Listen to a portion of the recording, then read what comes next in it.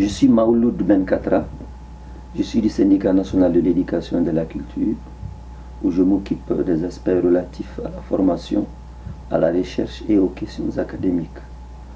Mais en même temps, je représente le même syndicat au niveau de la coalition des organisations de la société civile pour l'éducation, dont nous sommes membres fondateurs, faudrait-il le rappeler, grâce à un vaste programme que l'International de l'éducation a développé au niveau de notre pays. Il s'agit du programme EPT-VIH-Sida. Donc s'il y a coalition aujourd'hui au niveau du Mali, c'est en quelque sorte lié à ce vaste programme que l'International de l'éducation a développé dans notre pays. Donc je suis aussi membre du comité de pilotage du projet éducateur de qualité.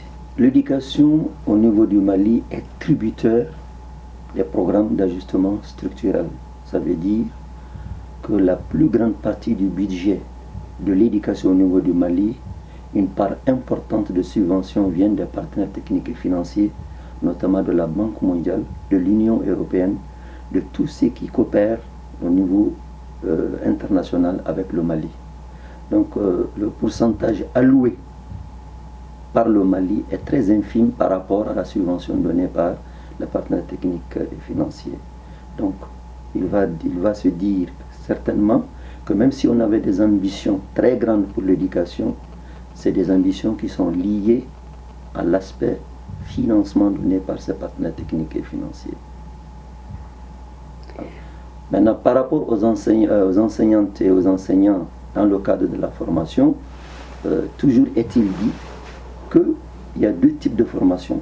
Il y a une formation initiale dans notre pays. La formation initiale est donnée pour des enseignantes et des enseignants dans des instituts de formation de maîtres. Mais il va sans dire que ce que l'on apprend à l'école, dans les centres de formation initiale des enseignants, n'est pas ce que l'on retrouve lorsqu'on est versé dans la vie active, dans l'enseignement proprement dit.